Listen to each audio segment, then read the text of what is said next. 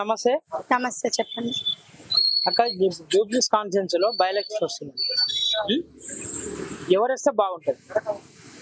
గత ప్రభుత్వంలో మాగంటి గోపీనాథ్ గారు మంచి సేవలు అందించారు, కానీ ఆయన మరణించడం బాధాకరం. ఇప్పుడు వచ్చే ఎలక్షన్ లో అలాంటి సమర్థులైనటువంటి నాయకులు వస్తేనే మంచిది అనిపిస్తుంది. అట్లాంటి వారు ఎవరైనా సరే మంచి సేవలు అందించే వాళ్ళే ప్రభుత్వం కోరుకుంటుంది. కాబట్టి అటువంటి వారు ఎవరు అందులో పాల్గొన్నా సరే అట్లాంటి వాళ్ళని గవర్నమెంట్, మన ప్రజలు కూడా గుర్తించి అలాంటి వారికి ఒక అవకాశం అనేది ఇస్తే, వాళ్ళు కూడా మాగంటి గోపీనాథ్ లాంటి సేవలు అందిస్తే ఇట్లా సామాన్యమైన ప్రజలకి మంచి అభివృద్ధి అనేది జరుగుతుంది.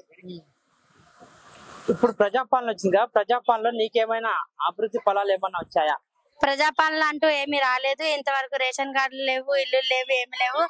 ఇస్తాము అంటున్నారు తప్ప దాన్ని అభివృద్ధి పరిచే పనులు మాత్రం కొంతమంది పెట్టుకున్నాం. రేషన్ కార్డు లేదని, ఇంటి స్థలాలు లేవని. మేము వచ్చి ఈ హైదరాబాద్ కు వచ్చి 10 years 2015 లో వచ్చాం. ఇప్పటి వరకు మాకంటూ ప్రభుత్వం తరపు నుంచి ఏమీ లేవు. ఉన్న ఇల్లులే కూలగొట్టి ఇప్పుడు మేము ఈ స్థితిలోకి వచ్చాము. గవర్నమెంట్ సాయం అందిస్తే మేము, మా కుటుంబం మంచి ఉన్నత స్థాయిలో ఉండాలని మేము కోరుకుంటున్నాం. అప్పుడున్న గవర్నమెంట్ ఎట్లుంది, ఇప్పుడున్న గవర్నమెంట్ ఎట్లుంది? అప్పుడున్న గవర్నమెంట్ కొద్దిగానే సేవలను కొంచెమైనా అందించేది. ఇప్పుడున్న ప్రభుత్వం చేస్తామనే మాట మీద ఉంది, కానీ అందిన వారికి అందుతుంది, కానీ ఇట్లాంటి మాలాంటి ప్రజలకైతే ఏమీ అందుకోలేకపోతుంది. లైక్ చేయండి, షేర్ చేయండి, సబ్స్క్రైబ్ చేయండి. మరిన్ని వీడియోల కోసం బెల్ సింబల్ పై క్లిక్ చేయండి.